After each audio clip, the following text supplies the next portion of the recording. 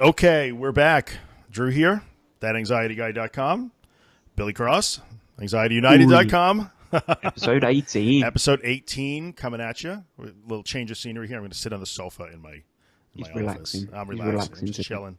Just chilling, talking with my pal. Yeah, yeah. So, today we're going to talk about, well, I mean, there's a quote from the Shawshank Redemption. It's a really popular movie everybody knows. Get busy living or get busy dying. And I think it comes from a comment that I think, Billy, you had gotten on on your channel, right? From Yeah, pretty much it's a question. It's a Yeah. question that made me think of that, and obviously you raised the quote, but it fits perfectly. The question is from H. Ness, and I can't remember. Oh, it's Hugh. Hugh Okay. on Twitter. And his question was, and this is targeted towards men, but obviously women get Yeah. involved because it is the same principle. But the question is, as men, how do you feel about doing normal dad stuff / mum stuff when in a state of anxiety? He feels guilty about not being able to do school run, going to the park, the shops, and he worries that he'll pass that on to his kids. So, There was also so there's that comment, but there was also the comment from Laura who asked, correct. how Yes. do you make that leap? And she understands everything we're talking about. How do you make that leap between saying, well, this is just anxiety, and her fear is she's going to do that and she'll be wrong, and it really Yeah, is yeah. a medical Find out, condition yeah. that will be dangerous to her. Mm. And I think they're the same comment. I really do. I believe they're the same question. And the reason why I came up with the Shawshank quote was because at some point in this process, you actually do have to make the decision that you're going to take some risk. Hmm. I think, right? So even people who don't have anxiety and don't have panic attacks and stuff like that, there's never a guarantee. Life is a risk. When you walk out the door, stuff could happen, right? Exactly. We don't think about it normally, like unless you're, and people with anxiety think about it all the time, but other people just walk out the door. You assume you'll come home at night, but Hmm. Hmm. there's never any Take 100% things for guarantee. granted. You take things for granted. And you hear about this all the Mm. time, especially when tragedy hits. But I think to me, it speaks to this. Both of those comments really speak to the same issue. At some point, you have to decide, I'm willing to take this risk. Yep. And you have to weigh, like, I can either just sit in my house or on my sofa and try to avoid bad things or what I think might be bad things. Hmm. Or, like, what's worse, going out and living a life that you enjoy living and taking some sort of risk, or just hiding from possible bad things. Well, that's it, because even what you think is the solution of sitting at home, that brings you no comfort, does it? It brings you the guilt. It Yeah. brings you the, worrying about what other people think, and the horrible thoughts that you have when you feel like you're missing out on so much. And I'm a victim of that. I miss out on my daughter's dancing and stuff, and that's because I choose that what I thought would be a comfortable route, but the emotional negatives that you get from that, I think that outweighs the effects of actually going out and attempting to do the stuff, because you might you might not feel anxiety going out, but you might only feel like 10 minutes of anxiety. Whereas if you choose not to go and do this stuff, Right. people live with that guilt for the rest of their lives, That's the point. That's true. And so when you live with that, I think, so there's two things here, and I'll kind of address, I guess, maybe Laura's thing specifically. Like, and she asked, how do you know? Did I mention this already? I'm not sure if I'm repeating myself. Yeah. To get to that That's point all. where, like, well, I'm going to accept that this is just anxiety, but what if I'm wrong? This Yeah, was yeah. her comment. What if I'm, or the question, like, how do you finally get to that point where you say, okay, I'm going to say this is just anxiety, but what if I'm wrong and there's something really wrong, and I missed it, and something happens to me because medically I missed something that was wrong. Hmm. And she's been told the doctors, and the doctors are scratching their heads like, there's nothing wrong with you. They keep telling her there's nothing wrong, but I understand where she is. I get that. And so in that situation, it literally comes down to like a leap of faith. Like, well, I'll take that risk. I'm going to go out and live my life as if there's nothing wrong with me. And if it turns out that there was something wrong with you, what would sitting in the sofa solve anyway? Exactly, that's it. Right. It's still there. It's still there. Whatever it was or whatever you think it is, it doesn't go away if you sit watching TV. No, that's right. It doesn't go away. So I think, and I can't, none of us, we all have to make that decision for ourselves at some point when we get to that point, we make that decision. But I think sometimes you and I talk a lot about the nuts and bolts of exposure and and cognitive tools and things of that nature, and diet and exercise and sleep and all that stuff. But sooner or later there are philosophical, Hmm. I think issues that come into this, and this is one of those: get busy living or get busy dying. Yeah, yeah, How many things do you want to miss out on? I know I dealt with that, and so yeah. Me too. yeah. How do you do the dad stuff when Hugh asks, the dad stuff? Like I wasn't doing the dad stuff, Hmm. and I mentioned in the last episode I wasn't doing the dad stuff, and that started to override the risk. I was willing to take the risk. Yeah, yeah, So you know what? People have asked me like, well, I don't understand. How did you decide to start doing that work and like face up to it? Probably that's yeah, the yeah, answer. I didn't yeah, realize until just now. Like what I felt, the negative of missing out on started to override yeah, yeah. the need for safety or comfort, and I was not. I didn't want to miss anymore, so I was willing to take that risk. All right, maybe I'll go out and have a panic attack, but okay. Mm. I I'd think for me, rather do because that. because I went through that and I was doing the stuff, so went down a similar path to you. I was making progress and I was definitely moving in the right direction. I was going to watch the dancing and going to school assemblies. And if I'm 1,000,000% honest now, since the setback, I feel like the choice that I make is through laziness now. I just Hmm. can't be asked to put myself through it, which is stupid because like I am missing out on the stuff and I do feel guilty about it and that. But it's just like putting yourself, it's going over, it's getting motivated again to do the right thing. That's where I'm probably struggling because I've done it all before Right. and made that progress and felt, yes, I'm winning, and I was, and then it all went tits up again. And now I just feel lazy. Now I just can't summon up that, whatever it is, the fire. Yeah. I don't know. And it's horrible. Like, I sit here and I'm judging myself thinking I'm an ass for admitting that I'm perhaps too lazy to even put myself through it. It's Well, just, I'm in that comfortable crap where it's just easier to not bother and not even question whether I'm going to attempt stuff anymore. yeah. And it's not a very nice place to be in. Well, I get it though. So, and especially Yeah. if the longer that you've spent, I think trying to engineer that, where it's like, okay, I can manage this now. I have things taken care Yeah, of yeah. for me. I've managed to get out of all commitments that are scary to me.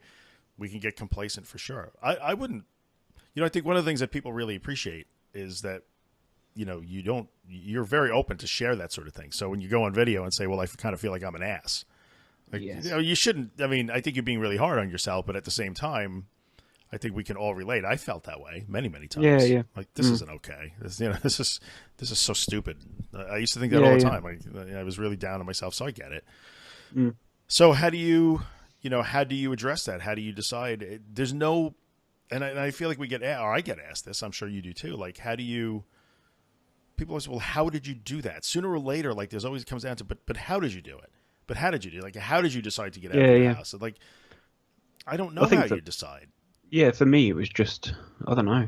Like, I'll refer back to that video where I was in the red coat in the car. Yes, I knew you And were it going to was, say that. and it was just that moment. There was just, and it lasted literally, well, it didn't last any amount of time. It was just a spark. And I just went with it. And it was exactly the same as what you were saying watching the video of Chris. There was a spark and you just went for it. You Right. didn't second guess it. You just bit the bullet and went for it. And the result was surprising to you because you actually did it. And whether you felt anxious or not, Right. it didn't matter because you survived it and that gave you that little bit of confidence. So that's perhaps what it is. It's just finding or waiting. Well, no, don't sit waiting for it. Yeah. But Yeah. because when I was sitting there in the car thinking about it, I knew that feeling was coming because it had come a few times and I'd just sit there and not act on it. But then I made a decision. The next time I felt just whatever it was, an ounce of confidence, the mustard seed or whatever it is. I think Claire Weeks refers to that Yeah. tiny mustard seed. Just something and just go with it and Jump just in. forget it and see what happens. Get busy living. Yeah. Yeah. And I think at some point, even we can give all the tips and tricks, and I can share all like the nuts and bolts of the things that I went through. But at some point, at that moment, like that moment in the car, it didn't have anything to do with a specific. I don't think you could probably teach somebody like I thought No, this, definitely not. I thought this, I breathed like this, and I got out of the car. All of those things go into that, I guess, to put you in that Yeah. situation to begin with. Mm. But that whatever that spark is, I truly believe that's an emotional thing. It's It's a philosophical thing. I think I think maybe the techniques and the stuff like that help when you're in the so when once I'd got out the car, Yeah. then I can use the breathing. I can use the mind to focus on whatever I need to and combat those negative thoughts. But to actually get that spark in the first place had nothing to do with anything that I'd learned or read or anything. It was Yeah. just a click. Yeah. And who knows, Yeah, yeah, that's it. You can't teach you, that. you can't teach it. And I think so many people want to know, like, well, how do I do that? How do I how, summon up the courage or right. yeah. Mm, I know I had a comment last week too that I read, how do you manage, how do you learn to face something that's so scary to you? mm. And, sooner or later you run out of technique and you actually have to start to rely on your gut. I don't even know Yeah, what I yeah. would call that. No, it's weird. Yeah, yeah. So I mean It's a weird force. the techniques can put you right up at that right to the edge. The techniques can get you right to the edge of making that jump, and then once you've made the jump, they can help you after you've done it. Yeah, yeah, yeah. But making that jump comes down to something inside you that has to. And Yeah, yeah. I suppose you've got to want it, haven't you? You've got to really want it you do. in yourself and not for other people. Like I hear so many people say they need to fix this because their wife or because of their kids or whatever. But you've got to want to feel it in yourself. Right. It's got to light a fire in yourself because that's the only way that you're going to get out there and do it. 'Cause otherwise, you just make excuses, and I'm a turd for doing that. But I do that. But you've really got to believe that you want to make a difference. Yeah. And I think, I don't know. Sometimes I think, as crazy as it sounds, the longer we stay stuck, the more that may start to build. So two things can happen. If you feel like you've been dealing with this for a really long time and you're stuck and you don't know how to make progress and maybe it's not getting worse. Maybe you just got yourself into a comfortable spot. Mm. I think two things tend to happen. Either that spark starts to build, like this isn't okay. And sooner or later you'll find that thing inside you and make that leap. Or despair could start to set in too. Yeah, yeah. Which is, you don't want that to happen. Like, I'm never going to get better. This is as good as it's going to get. Like, and I hear people say that that's heartbreaking. And I think, I don't know how to teach that. You got to look inside you, and there's something in there that's going to just throw you off, not off the cliff. That's a negative connotation, but that will propel you forward. But it's in there. And I truly believe that everybody has it. It's in all of us. I really, really believe that.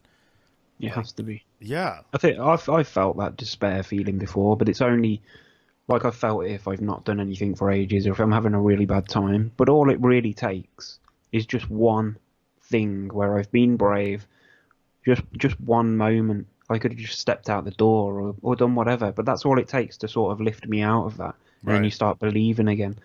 So if anybody is feeling that despair or whatever, just push yourself. Just do something that just makes you believe that it's worth it. It's worth doing. And you can do it. That's the point, isn't it? You need to believe in yourself. You need to have some confidence from something, whatever it may be. Yeah. I think sometimes it's even just changing things up. Even if you don't break out of the comfort zone, if you will, even just changing the routine. If you've gotten into a set routine, you're going through the same things every day, and it was all designed to keep you away from your anxiety, well, change it up. Eat something different.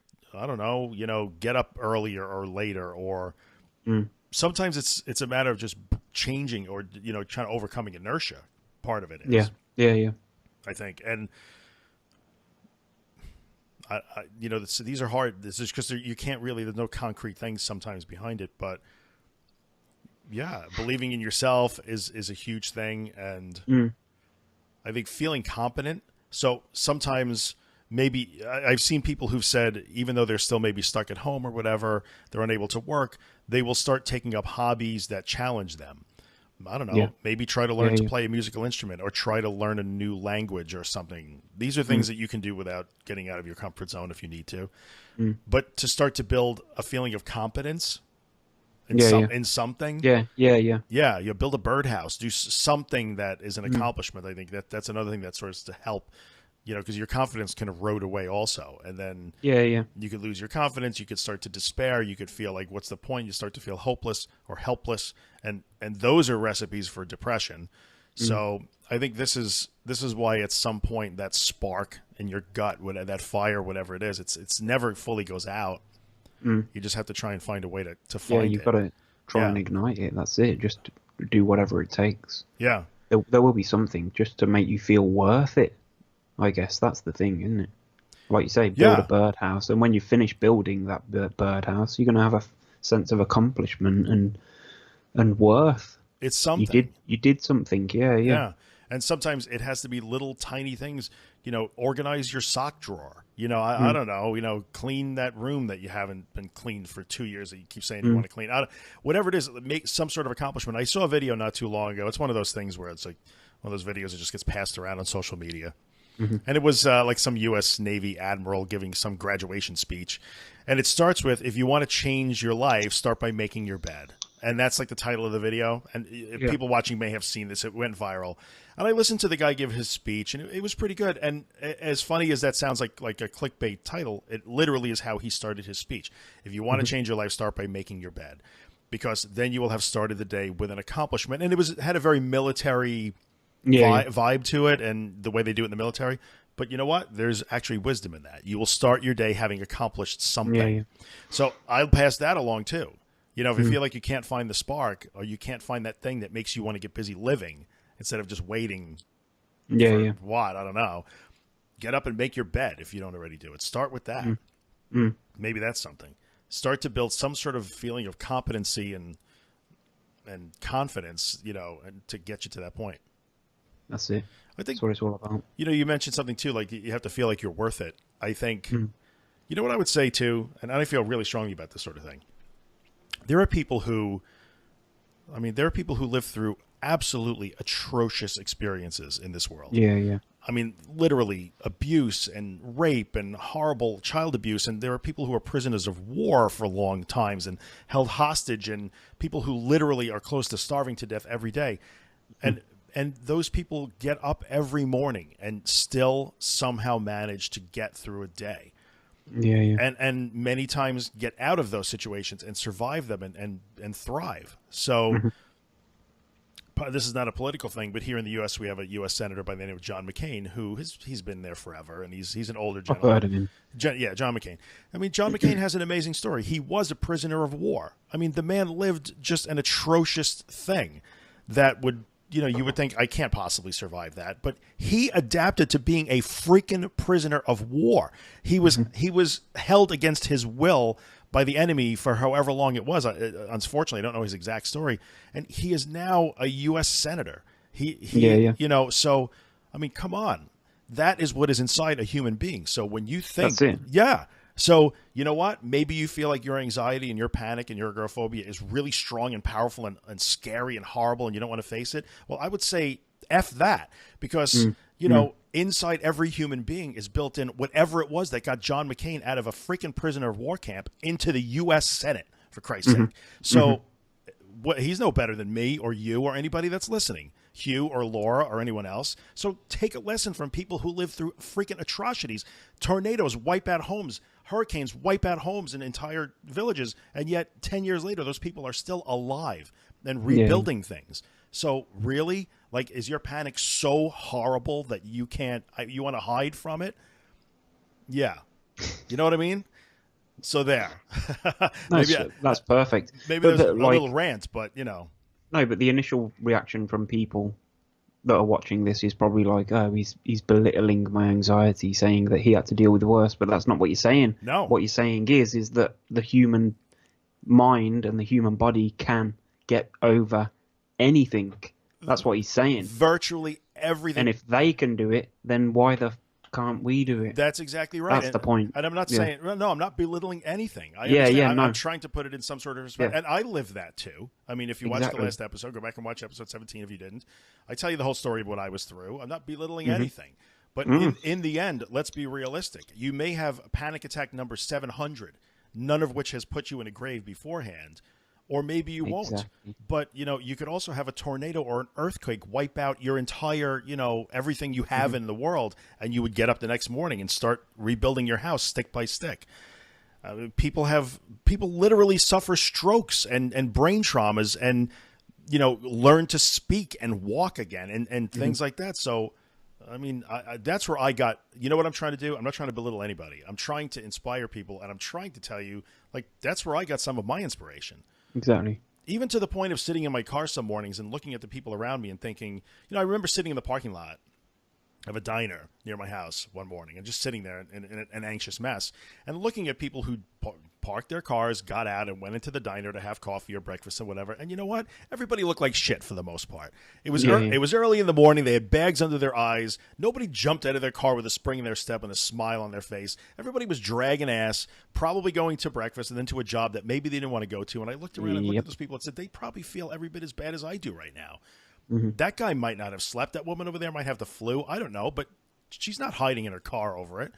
And, and I really, that's where the spark came, I think, in a lot of ways from me. I had to look at that.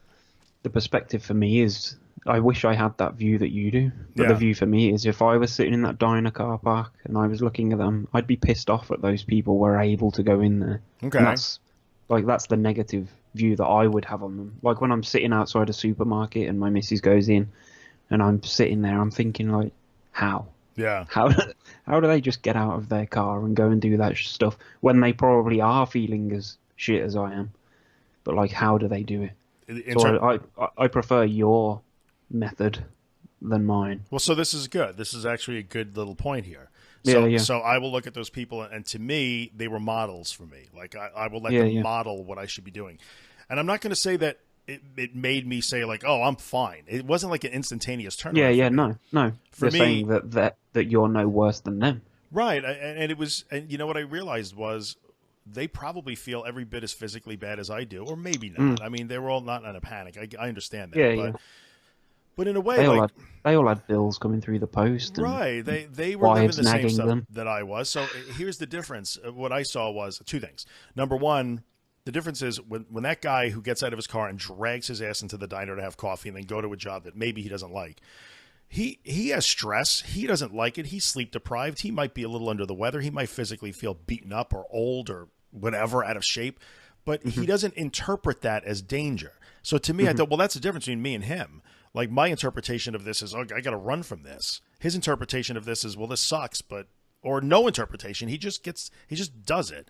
So I tried to really think, like, what's the difference between me and that guy or me and that woman? And the difference was how we were interpreting our circumstance. And I can control that. I can interpret it differently. So that was like a glimmer of hope. And then the other thing was, like, all right, I can look at them as models, not like to live like them, but all right, he just got out of his car and closed the door and hit the little lock thing and just walked 1 foot further. So I'm just going to do that. Like, I'm going to feel like crap doing it, but I'll just act like he's acting. And after a while, when you do that, and so, like, I'm terrified, I'm shaking, I'm panicky, but I'm just going to keep acting like that guy over there is acting. All of a sudden, you're not acting like it anymore. Whereas I'm sitting there thinking his life is perfect. Far from it. I don't think look at the way he locked his car. Right. He was so confident with that key fob. Jeez. He must have no stress. Mortgage is paid. Kids are at university. Yeah, absolutely. The dog opens the door for him when he gets home. And his shining mansion on the hill. Oh, God. And I think in the end, so to get back to our original thing of, how do you get over? So for Laura, how do I know? I might say it's just that was a really cool effect. That was like 3D, by the way. The vaping. Oh, really? Yes, when you blew the smoke, I wanted to do this. Is that the next trend? Yes, we will be 3D. Next week we'll be in 3D, people. And the week after that, I'm going to drop a diss track then. What were we talking about? Oh, so for Laura, how do I know it's anxiety? You tell me it's just anxiety, but what if it's really not? Well, I mean, you have to weigh the evidence. I mean, after a ton of medical examinations where many intelligent people are telling you you're physically fine, it comes down to this. Like, make the decision. You just have to find the spark to decide, well, screw it, I'm just doing it. I'll take the risk that my alien cancer that I have is undetected. But what's the difference? If you sit on the sofa, you're still going to have the same thing. So, exactly. And try and look around the people around you and to you. Like, how do you do, doing the dad stuff, picking up the kids and, helping your wife with the supermarket run or whatever it is. You know what? I would say to you, like, look at look at what what your wife is doing. You know, she's taking the kids to school, so just act like she does. Even if you hate it, just act like she does.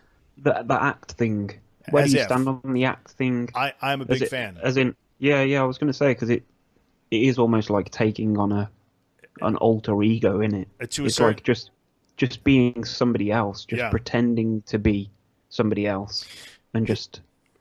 Here's why I love the act as if. That's how I heard it. Act as if. Yeah. Act as if everything is fine. Some people I've heard say like fake it till you make it. However way you know, whatever your version of it doesn't matter. But to me, what I thought act as if was brilliant to me because it removed the interpretation and the judgment. So I have these thoughts, I have these physical sensations. I'm interpreting them catastrophically. I'm judging them negatively. I'm giving them huge amount of weights that they probably don't deserve. Well, how do I not do that? Just act as if they're not there. Yeah. And so it's robotic, and at first it's really awkward and it's forced, like you're truly just going through the motions. But it's like anything else, you're learning a skill again. So to me, act as if was brilliant in a lot of ways. Like it was a good, easy framework to start moving forward in, and it helped remove those. Act as if you're not anxious. You are. It's fine. You are anxious. Act as if you're not panicking. I am panicking, but I'm going to act as if I'm not. And I know it sounds so like bloody easy, right, when I say it, but I don't know. I'm a big fan of act as if. No, I like it. Yeah, I like it. I've used it in the past when I've done stuff. And just trying to act. That I got when I was dealing with when I had stopped taking the antidepressants, and I was going through that withdrawal or readaptation, whatever the hell we call it. I was very active on a message board that was associated with that, and there was a woman there who I had never heard that before, and she talked. She said that the way she gets through her day, she just acts as if, and it was freaking brilliant. So, Lisa, I'm sure Lisa is not listening. I will never have any contact with Lisa again. Maybe one day I will, but boy, I owe her big because that was a big component. Act as if. You got a lot of debts. I do have a lot of debts. Damn. I don't know what I'm supposed to do with those. But Lisa was a huge help when she taught me to act as if. You're now paying it forward, mate. That's part of the reason why I do it. I got to tell you something. To act as if and like modeling other people. My kids were little. They helped me. They modeled behaviors for me, and I just followed it. Like I'm going to act just like my daughter's acting right now. Yeah. You know, she didn't know that, but that's what Dad was doing. Big goofball. Oh dear, dancing around in a tutu. Yeah, I don't have. Yeah, I'm destroying those videos. This is blackmail. So anyway, that's I don't know. Hopefully, we've sort of addressed that. Get busy living or get busy dying. It comes down to your gut. Find a way to find that fire. It's in everybody. It's in you. Just you got to find it and use it sooner or later. That's it. Yeah, that's it. You got to put yourself in those positions. We've said it so many times. So. What do we do? You want to get any questions? Other questions we want to take? We usually do questions at the end. I've got some questions. Let me just have a look. This is the bit where you entertain. Yes, this is where I entertain. Oh, I've got some interesting news to share. Okay, lay it on me. It relates to the bowling. Oh, bowling. Because the bowling thing hasn't gone. I haven't been bowling. But on Sunday last week on Sky News, which is like the big news. Have you heard of Sky News over there? Yeah, I've heard Sky, yeah.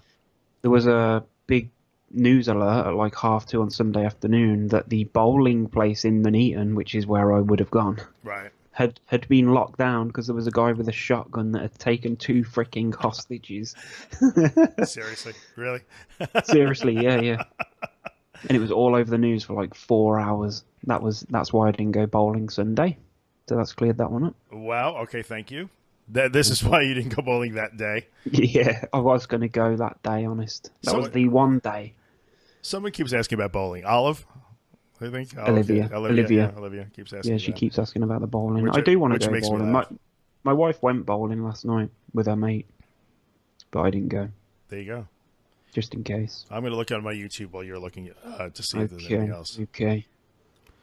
There was I remember, I don't know whether it was a question or whether I've just imagined it, but somebody was saying about exposure therapy and or what's the process of actually going through, like talk through the exposure process, like actually getting out and doing whatever it is, like what's the thoughts and the feelings that we used to have and stuff like that. I don't know whether we should save that for something else, but like almost visualizing one of our exposures Okay. and just maybe talking about Sure. exactly what we went through. The actual, like, what the experience really was. Yeah, so the process of it. Billy has some awesome exposure videos, I know, that you could actually watch him go through, right? I mean, you still have them up, right? Yeah, there's one in particular. I was looking back on it yesterday. I was talking to one of our viewers about it on Facebook, and it was the one where I was walking up and down the high street. Yeah. And it's like, because it was last year that I did that. It was this time last year that I was attempting to get from one end of the high street to the other, and I still haven't done it. I still haven't actually, but I did it for like a week. I was doing it every day, Right. going to park in this one car park at one end, and then just walking. And I'd walk like 200 yards the first day, back to the car, okay. And like I got to the end of the week, and I was really planning, and I was saying on the videos, by the end of the week, I'm going to walk the high street, but I didn't. Like, I think it was about the 5th day or something, I had a major freak out, and then I just didn't bother doing it anymore. Yeah. And that's the point. It's like getting over that one bad experience, because you can have 50 good ones, but the minute that you have a bad one, it just feels like we're back to square one. That's a horrible feeling. Yeah, that's tough. And I think we probably mentioned this before. I feel like so much of this, the survival instinct that's built into all of us, I think does really play a big role. It's so strong that anytime we have an experience that we interpret as dangerous or threatening, you know, we can you can go backwards so much faster than you can go forwards. It sucks, but and isn't it interesting that like I did that walk so many times, but the only ones that really stand out in my mind are the bad ones. Like we don't celebrate the victories enough, do we? That's the way it is. I mean, you know, and I think that's pretty. That's like kind of human nature. We focus on the negative no matter what. Yeah, in my business, we always laugh because, you know, like we have to deal with our clients and, you know, customer service sort of stuff. And I always tell people, like, look, nobody's going to call us to say I love you, man. They only call when they're angry. So yeah, we focus on the negative. So we could go through that. I think that's kind of cool. Like, let's go through the nuts and bolts of an actual exposure session. Maybe what we could do one day is like maybe go through a video and sort of as we. Well, I was thinking like because it's the director's cut of your walk up the high street. You know? Yeah. Because I really want to get back into it. Yeah. I feel that there's a few sparks igniting, like over the past week or so, and I really want to get back into it. So maybe even if we could sort of set, I don't know, if there's other people that are interested in joining along. I know that Johnny Q did loads of stuff off the back of my 31 Days of May stuff. I read that. So if anybody wants to attempt to do something, maybe we could sort of set a task, and then obviously I'll go and do it. And if other people want to do it, and just share it, and then we can I'll put a video on of me doing it, and we can sort of go through it. I don't know. Just something like that, because I want to work on myself, and other people obviously want to work on themselves. So maybe if we can tie it into the podcast in some way, you know? Yeah. I know one thing that we could do with exposure that would be really cool. I like that. Like, let's set a task. Like, okay, today, this week's task is going to be this. And we could maybe set something up on Facebook. I have, if you go to facebook.com/thatanxietyguy, I think there's a link. I'll put the link in it too. I did set up like a little discussion group associated with my page. I'm going to start putting it in the description. I did it just on a whim because Facebook, hey, look, you can do this. So I did it. You know, and Billy and I share this common experience when we have been in that type of environment. I don't care where it is, my page, or I don't care. But no, well, yours is already there. Yeah, we could do it, and you could share video. It's a closed group, so you have to ask to join, which, you know, I try and be diligent about getting people in quick. But, you know, if we set a task and you want to join in and discuss it, you know, we'll maybe post a video. You could post a video on your channel. We could talk about it here. And if you want to join in and make video while you're doing the task, if you're watching us and you want to join in, that would be the ultimate for me. Would be to have other people. Yes, exactly. With the same thing with you and Chris. That's where it started for you. Yeah, and that's where it started for me, was with watching yours and with watching other people's. So like if I can get that sort of back and forth going with anybody else. Yeah, and whether you want to discuss in the group what your exposure was like, your success or your failure, talk about it, or post your own video, go live while you do it. I can promise you this: it's a closed group. I will never. I'm sure Billy would agree with this. I would never share that video outside the group. Yeah, yeah, of course. On YouTube or anything like that. So that's I understand how serious that is, but yeah, whoever wants to get involved with that, we can go a long way with exposure on that stuff. Yeah, yeah, I think that'd be cool. Yeah, that's pretty cool. Yeah, so check the link in the description before you do anything else. Pause the video. Click the link. Yeah, and ask to join the group, and I'll try and get you in. And I don't know if I can. I might be able to make you an admin on the group, Billy. So that's fine. I should be able to. Don't give me power. Don't give me power. Do not give him power. We've seen it gone awry before. Ooh. There was that whole incident with the Falkland Islands. That was all Billy. You guys remember? I got one that this is from a week ago. It was actually on our episode 15. This is on YouTube. Fitness Freak Beauty, which is such a cool name. I'm currently agoraphobic. And I'm getting back on exposure therapy again with my bike. Awesome. I love that you spoke about jobs because there's a sub shop, a sandwich shop, and we call them subs here. 5 minutes away from my house. I'm working on getting back there. I'd love to work there. How do you go from being agoraphobic to working again? Is her question. I don't want to get hired and then not being able to physically stay and lose the job, that sort of stuff. And so she asked, should I focus on exposures instead of a job? And I did answer it on YouTube. And the answer to that really is you don't go from being agoraphobic to having a job overnight in 2 days. So what I told her was, yes, focus on the exposure, because if her job, if her goal was to get to that sub shop so she could get a job there, the first thing you got to be able to do is get out the door and stay out the door, even if it's only in your front yard. And then you have to be able to stay out the door a little further from your house and a little further from your house. And so I told her that she should be working on getting to that sub shop. Yeah. Eating there, sitting there for an hour and, checking her email or watching a video or something, watching us. So how do you go from agoraphobic to a job? One step at a time. Yeah. One of my friends messaged me yesterday and said he needs to go to the dentist. Yeah. But he's terrified of just going out the door, let alone going to the dentist. Most people are nervous about that anyway. And he said, how should he do it? And that was my suggestion. Try driving to the car park near the dentist. Right. Wow. It never fails. I'm just we'll let it ring. Yeah, sure. Can you still hear me? So I said about him going to park in the car park by the dentist and then maybe getting out of the car, walking to the dentist, and then maybe call the dentist and just speak to the receptionist and say, is there any chance I can just come and sit in the waiting room for half an hour or whatever? Because they wouldn't mind, and nobody else in there is going to know why you're going to do that. But just those little steps, if you could maybe spend a couple of weeks doing that, yes, and then you'd end up being comfortable in the place. Yeah. Jeez. That's all right. Wow.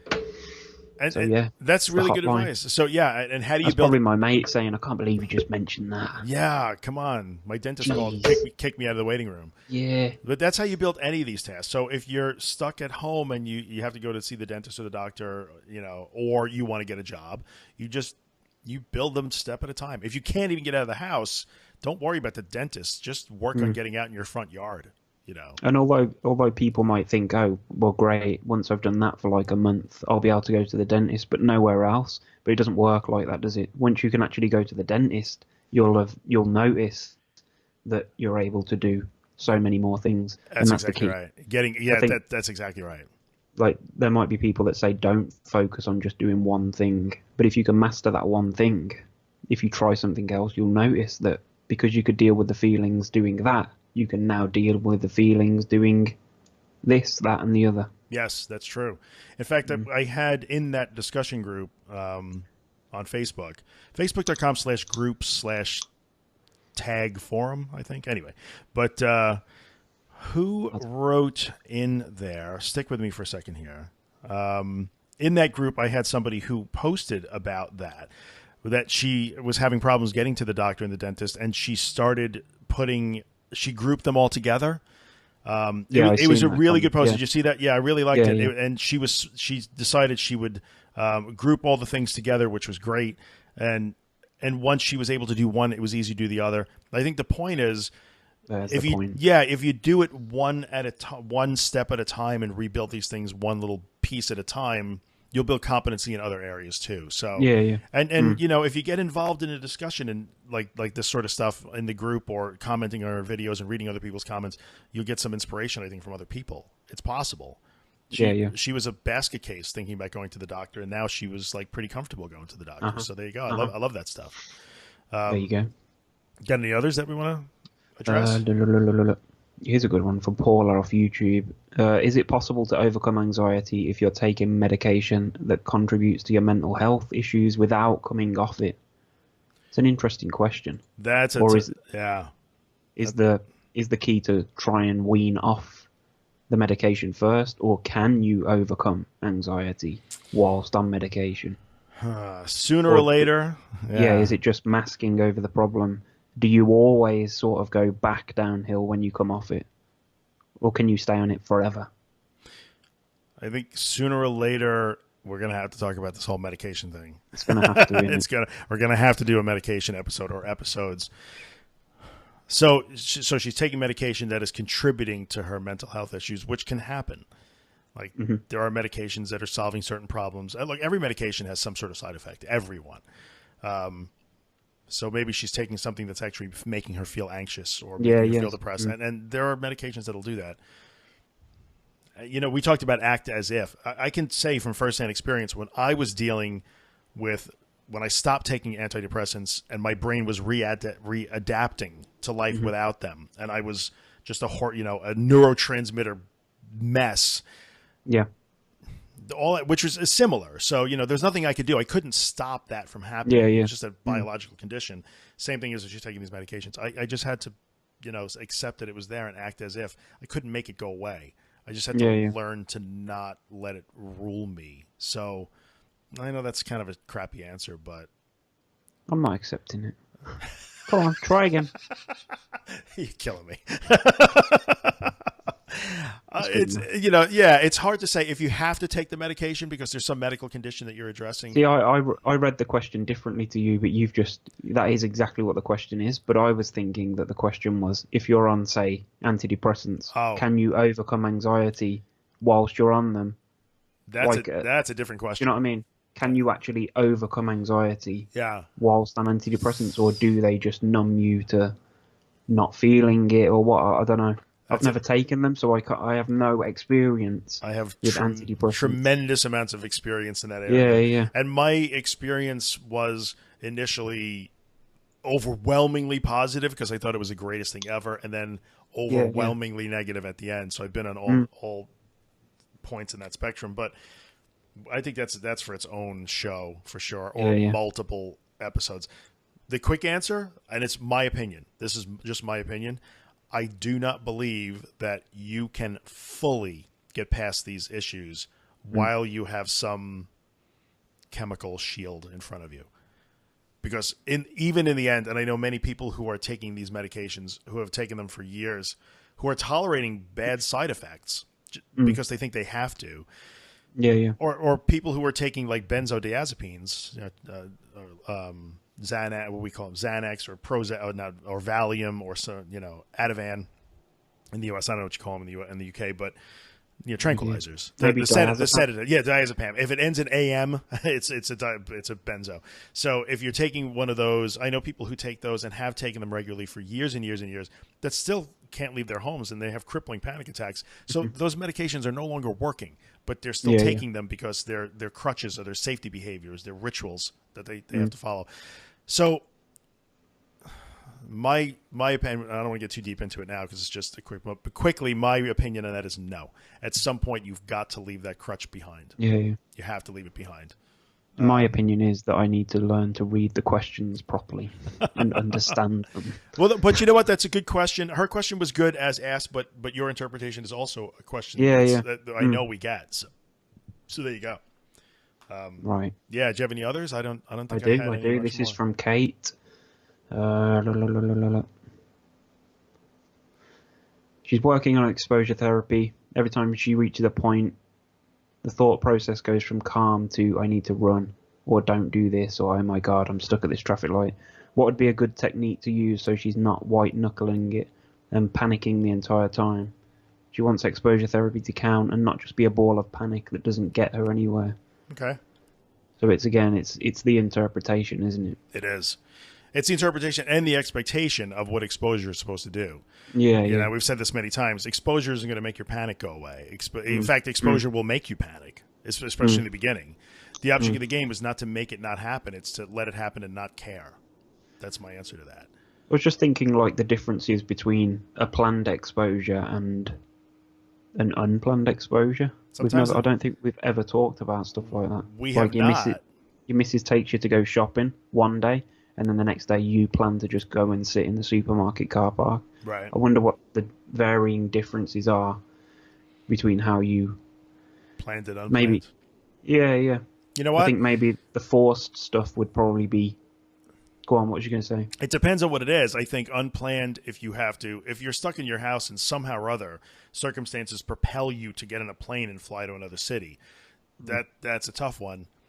If you're stuck in your house but somehow you had, your kid got hurt at school, minor injury, hopefully, and you had to go and take care of your kid, that's an They're on holiday this week. What the hell is she doing at school? There you go. That is an unplanned. She's hanging out in the schoolyard making trouble. Say that. That would be an unplanned exposure, and I think I think unplanned exposures. Well, you had a situation not too long ago with your dad who was in the I was hospital. just going to say that. Yeah, I was just thinking about that in my mind. You didn't plan that, right? But you just did it. You mentioned many times how you weren't really thinking about it yourself. I got that call. I got the call in the morning, and it was just you just do it. Something took over. I once got stopped by the police. I don't know why I'm telling you this. I once got stopped by the police in my car. It was just a routine stop, but I felt really guilty. Yeah, and I think I've said it so many times, but when you're under pressure like that, or when I'm under pressure like that, if something's kicking off or if something's major happening, I just deal with it. I deal with it so much better than if my kid was to ask me if I wanted to go to the shop. And it's ridiculous. Like the time I got stopped with the police, I had to get out my car, sit in the back of theirs. They went through all my documents and everything. Yeah. And everything was fine and that. But I was absolutely bloody fine. How crazy. But if my daughter had said, can we just nip in McDonald's and grab 6 chicken nuggets? Nope. Would have been a basket case. Sure. Yeah. So sometimes it's so odd. Planned versus unplanned, sometimes the unplanned exposure are the best one. You don't have the opportunity to have that anticipation, the anticipatory anxiety. You just got to go and do something. Sometimes they're the best ones. But I think to address the question, though, that you got, she wants exposure to count and not just be a ball of panic.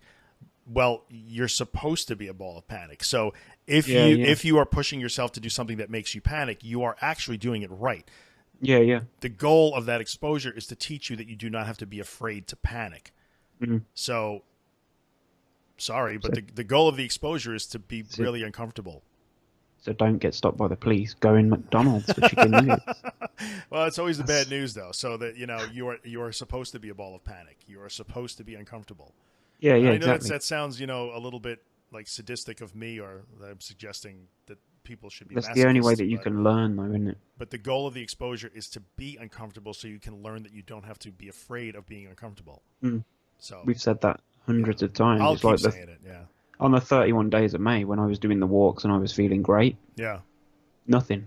But on the days when I felt like crap before I went and did it and came back, that was when I felt an achievement. Right. So as crazy as it sounds, the ones where you feel the exposure where you feel badly is the one that actually counts more than anything else. Yeah. So I think that the person who asked that question has it backwards. You're not trying not to panic. You actually do want to be uncomfortable and learn that you don't have to be afraid of that. Good point. Yep. Let's have a look. Yep. I'll have a look. I think I may have one more that came up. You know what? I would really encourage people to get involved in this group. We'll definitely put the thing in the link in there. Yeah. Do you know anything about? Is it atrial fibrillation? Oh yeah. You know what? That's a good point. No, I'm not a cardiologist.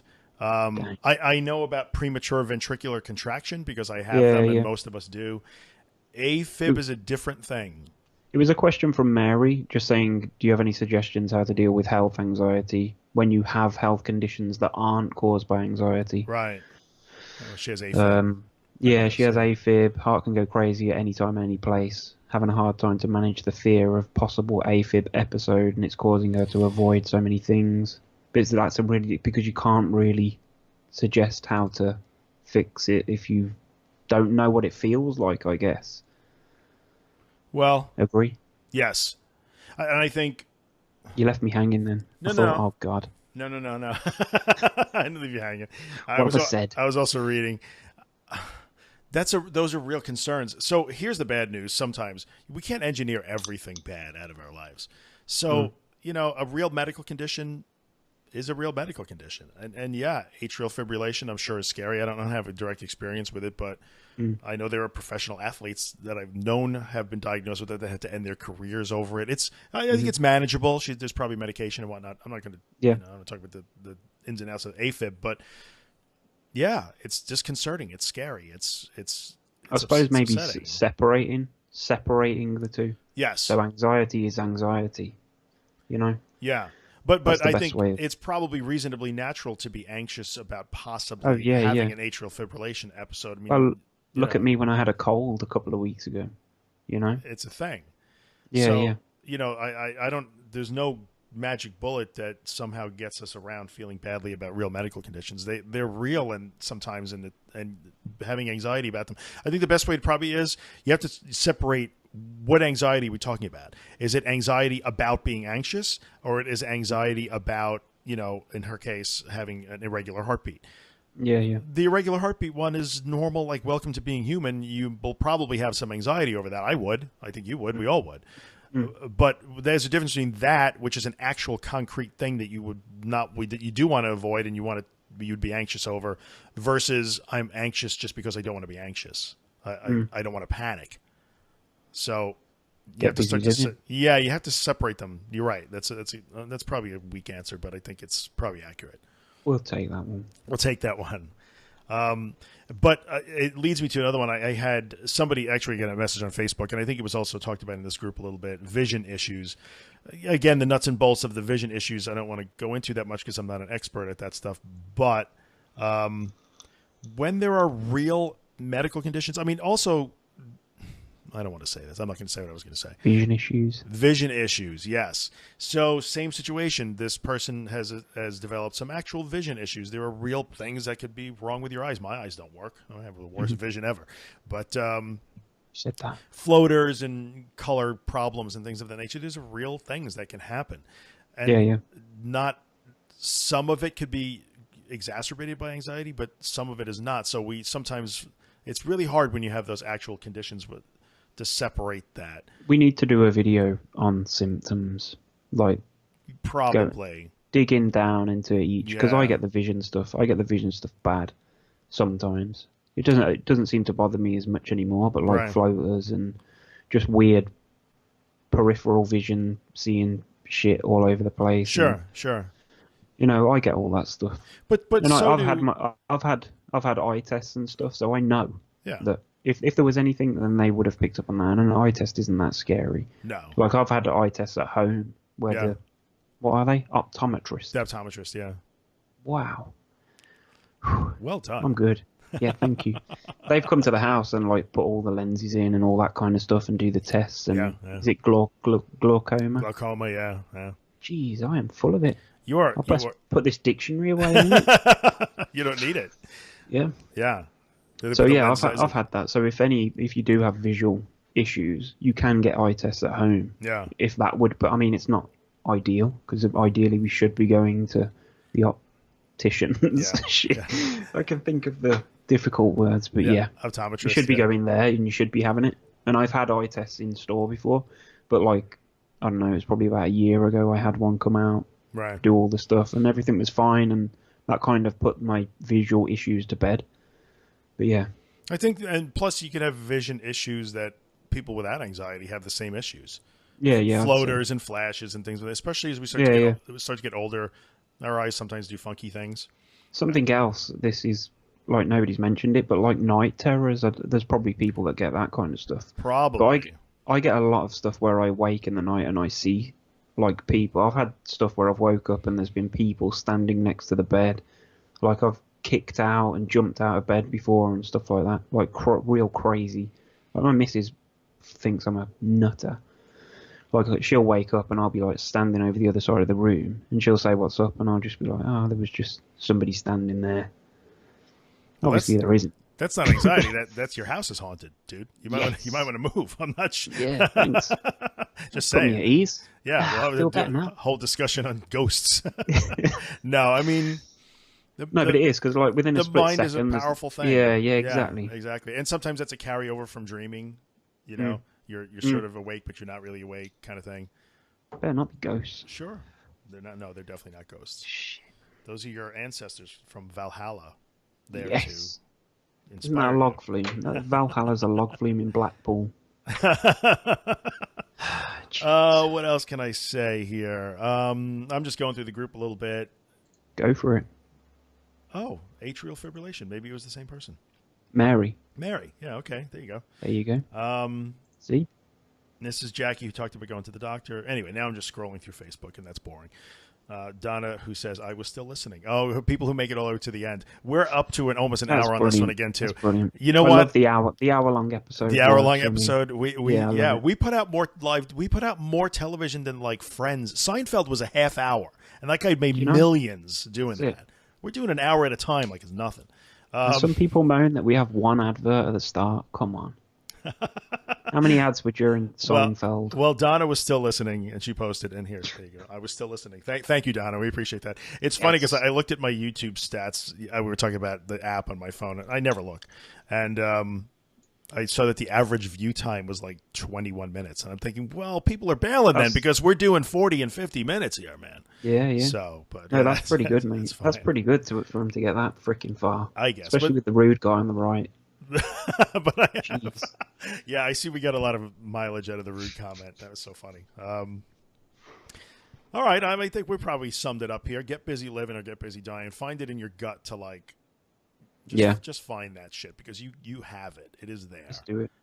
Do something today that reminds yourself that it's still there, and join the discussion group and let's get some community going. That's it. Stuff. That's the main thing for me to take away at the moment is to get people in the group. The link is in the comments. Yeah. I mean, the link is in the description. Sure. Idiot. Yep. Join it and let's try and we'll work on something. If there's like with the exposure task thing, I think that'd be awesome. I think it would whatever be awesome it is. It doesn't matter what level you're at. No. We can all do whatever it is. It's not going to be climb the Empire State Building the first week. We'll save that. Sure. To like week 7. Week 2.